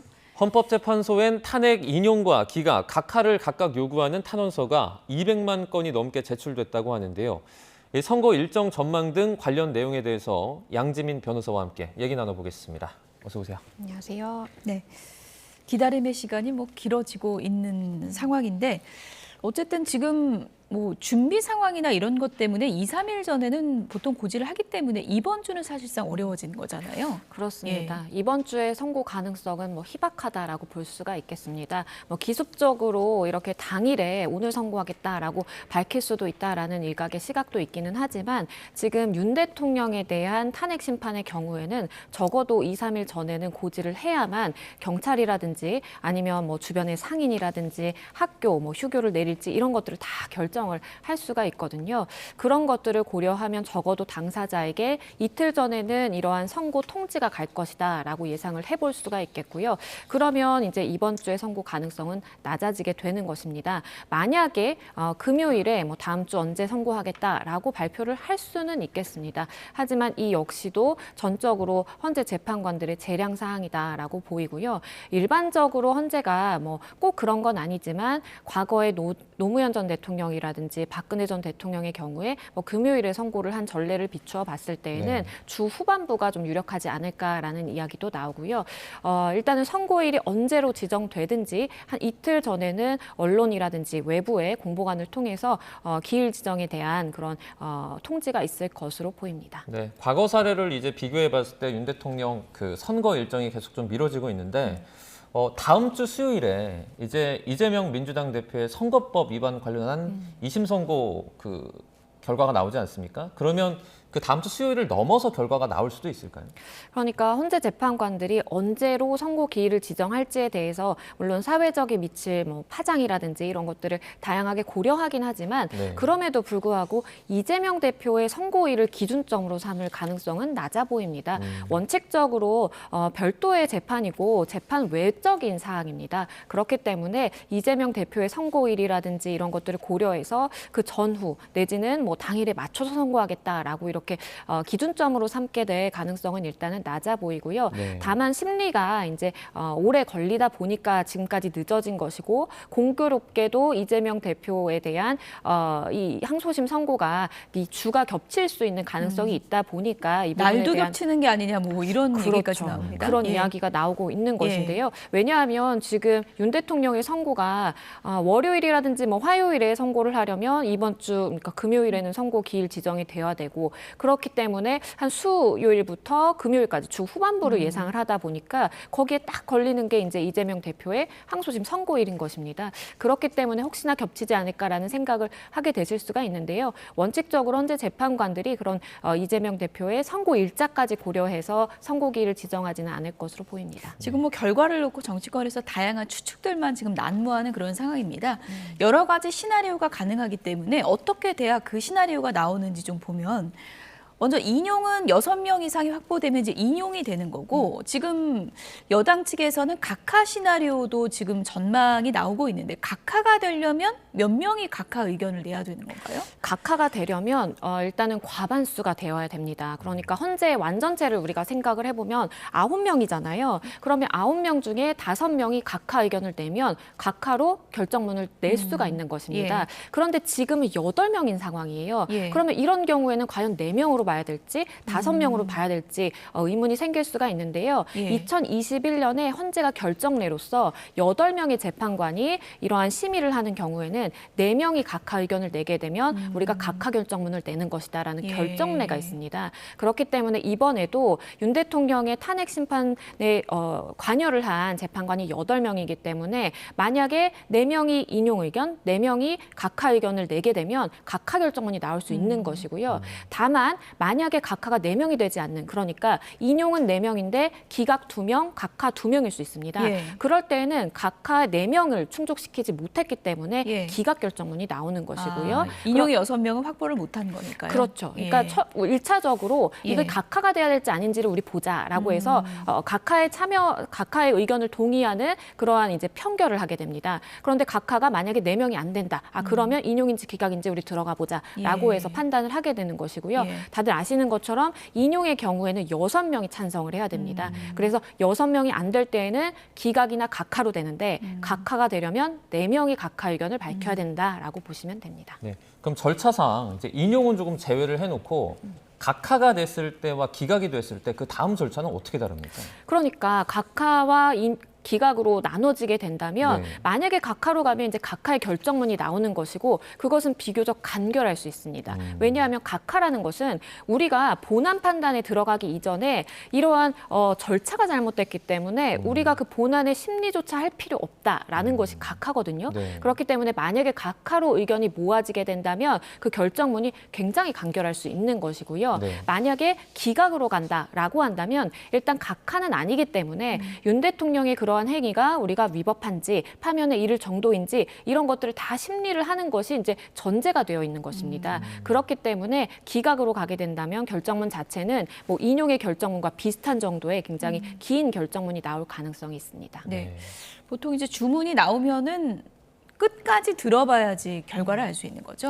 그러니까 이것도 전원 일치인지 아닌지에 따라서 좀 달라질 수가 있습니다. 과거에 박근혜 전 대통령의 경우에는 전원 일치였기 때문에 이유를 쭉 설시하고 마지막에 파면한다라고 밝혔고요. 그런데 이게 의견이 나뉘는 경우가 있을 수 있어요. 누구는 인용, 누구는 뭐 기각 이렇게 나눠지게 된다면 처음에 두 괄식으로 해서 파면한다 내지는 파면하지 않는다, 그러니까 기각한다라는 것을 밝히고 그 이유를 차근차근 설시하게 되거든요. 그렇기 때문에 선고 당일에 현재 재판관들이 어떻게 읽어 나가느냐에 따라서 우리가 만장일치, 전원일치인지 아닌지를 판단해 볼 수 있는 그 가늠의 기준이 된다라고 이야기합니다. 네, 지금 일각에서는 심리가 길어지는 이유 중에 하나가 그러니까 이견이 너무 있어서 이걸 만장일치로 좀 의견을 모으려고 한다라는 제가 내부 사정은 모르기 때문에 추측이 있는데 이건 좀 근거가 있는 말입니까?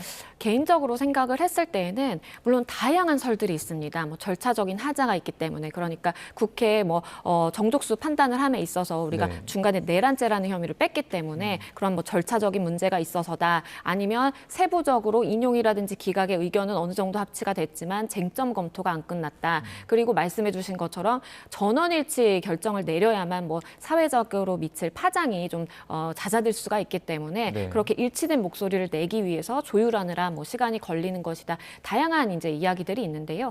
개인적으로 생각했을 때에는 헌재 재판관들이 전원일치의 의견을 모으기 위해 노력할 가능성은 조금 낮아 보입니다. 왜냐하면 각자가 독립된 헌법기관으로서 각자의 판단에 따라서 의견을 내는 것이지 이것이 애매모호한 그런 상황이라면 만장일치로 좀 우리가 의견을 모아보자라고 할 수도 있겠지만 만약에 기각이나 아니면 인용으로 의견이 갈라지는 그런 상황이라면 이것을 뒤집기에는 인정돼야 되는 증거 부분의 판단이라든지 사실관계 판단이 굉장히 그 거리가 좀 있거든요. 그렇기 때문에 의견을 완전히 뒤집어서 한쪽으로 좀 몰기는 쉽지 않을 수가 있겠고요. 다만 윤 대통령이 굉장히 좀 치열하게 첨예하게 다툼을 해온 만큼 그 부분에 대해서 세부적으로 판단돼야 되는 쟁점들이 좀 많다라고 보입니다. 그렇기 때문에 법적인 쟁점은 간명하지만 다투는 사실관계가 다양하기 때문에 그러한 부분에 대해서 의견을 좀 좀 모아가는 그러한 절차상의 시간이 걸리는 것 아닌가 싶습니다. 어떤 결과가 나오든 지금 양측 지지층이 상당히 좀 감정적으로 격앙돼 있는 그런 상황이기 때문에 물리적 충돌도 좀 우려되는 상황이고요. 오늘 경찰이 헌법재판소 앞에 시위대 50여 명을 강제 해산했다고 하는데 이게 현행법상으로는 어떻게 봐야 됩니까? 일단 집시법에 따르면 국회라든지 법원, 뭐 헌법재판소도 마찬가지입니다. 반경 100m 이내에서는 집회 시위 신고를 하더라도 이걸 허가내주지 않습니다. 법적으로 금지가 되기 때문이에요. 그런데 여기서의 맹점은 내가 이렇게 집시법에 해당하는 우리가 집단적으로 시위를 하는 것이 아니라 내가 1인 시위 그냥 팻말 들고 혼자 가겠다라고 하는 경우에는 막아설 근거 규정이 없거든요. 그렇기 때문에 한 사람, 두 사람 모이다 보니까 이것이 굉장히 많은 인원이 돼서 실질적으로는 집시법에서 규정을 하고 있는 그러한 집회로 볼 수 있는 그런 상황으로 판단을 했기 때문에 경찰에서는 해산 명령을 내린 것입니다. 그래서 이 부분에 대해서 보기에 따라서 나는 1인 시위였다 할 수도 있겠지만 지금 상황이 상황인 만큼 굉장히 좀 소요 사태가 일어날 수 있는 위험성이 있는 만큼 경찰이 좀 엄격하게 그 부분은 판단을 하고 있는 상황입니다. 네.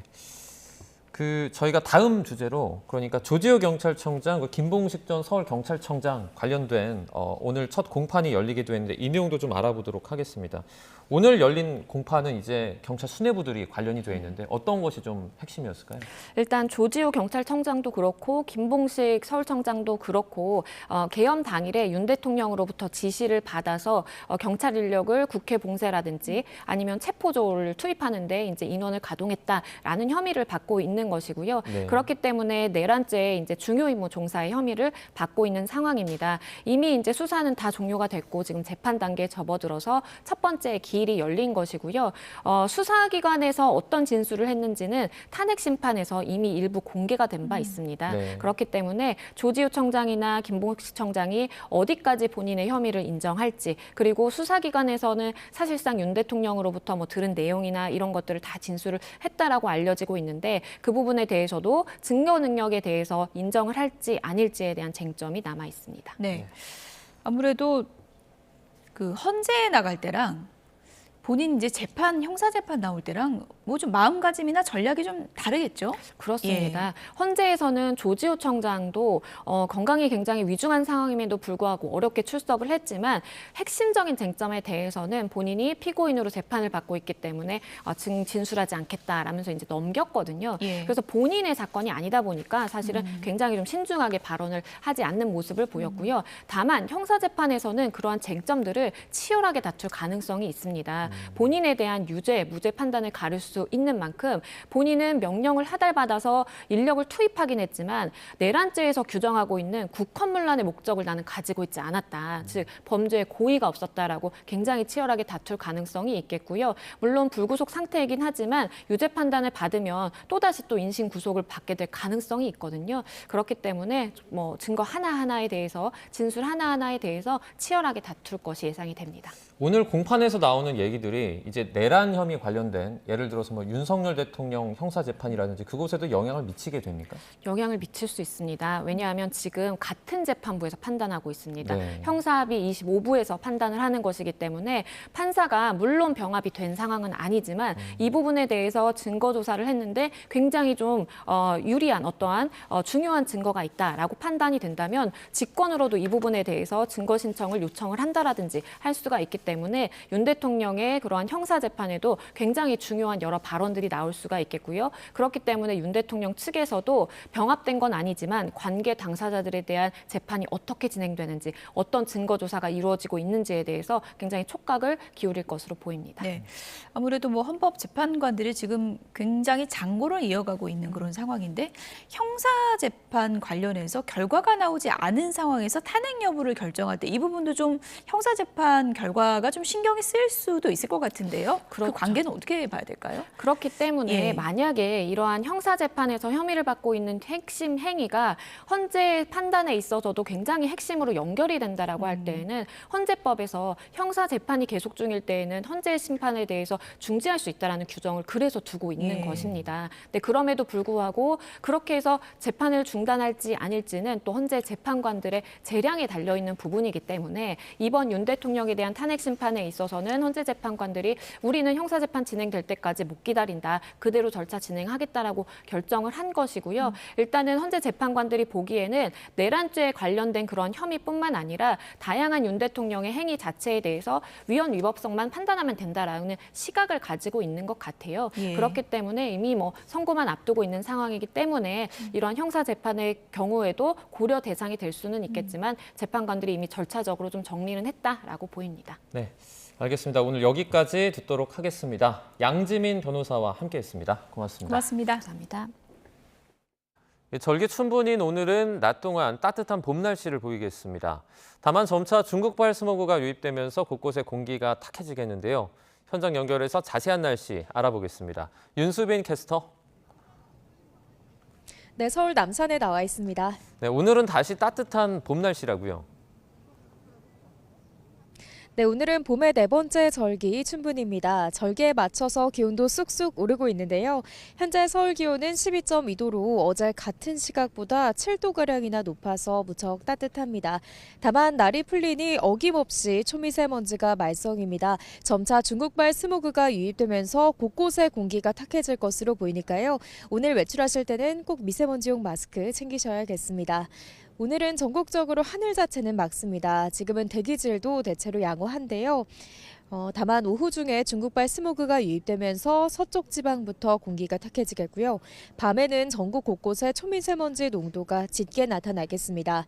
오늘 낮 동안에는 어제보다 기온이 5도 이상 크게 오릅니다. 서울 한낮 기온 14도, 대전과 전주는 16도까지 올라 일교차가 크게 벌어지겠습니다.